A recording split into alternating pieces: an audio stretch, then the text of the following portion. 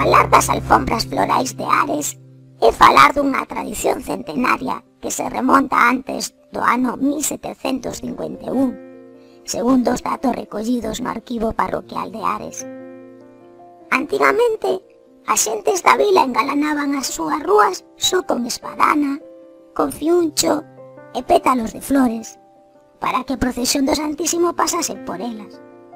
Eran tramos máis ben pequeniños. Cada familia adornaba a parte da rúa que tiña diante da súa casa. Pero a idea das alfombras florais, tal e como a coñecemos agora, remóntase aos anos 80.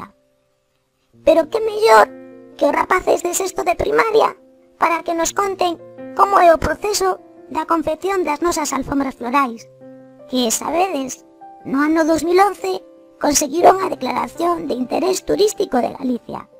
Aquí vos deixamos con eles. Os nenos e nenas de sexto de primaria recadamos información sobre as alfombras florais de Ares e seleccionamos estes textos e imaxes. Desde 1986, Ares celebra o Corpus Christi coa confección de alfombras florais que noutros anos son admiradas por os milleiros de visitantes que se achegan á vila mariñeira.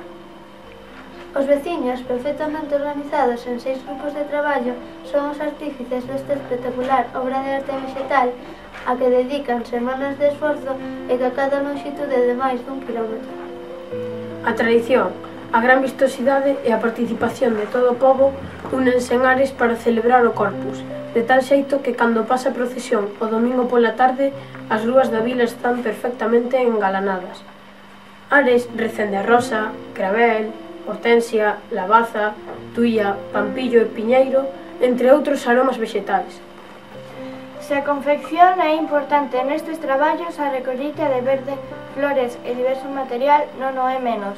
Os veciños da man da Asociación de Alfombras Florais de Ares preparan un calendario de recollida. Primeiro recollese o verde, que hai que tratar con moita paciencia, e despois as flores. Cada un dos 6 grupos elabora a súa alfombra cos motivos escollidos. A tradición obriga a non desvelar o tema ata momentos antes da súa elaboración. Na minuciosa confección participan centos de persoas. Familias enteiras colaboran nestes traballos e os máis pequenos, alén de realizar as súas achegas, gozan das alfombras confeccionadas con motivos infantís.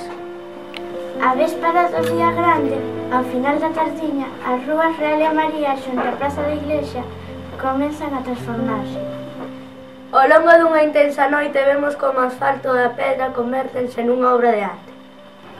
Ao amencer, Ares loce unha nova e floral faciana. O domingo pola tarde, a pegada da procesión borrará este vexetal engalanamento, aínda que os veciños non esquecerán as intensas xornadas de convivencia. Esta festa foi declarada de interese turístico de Galicia.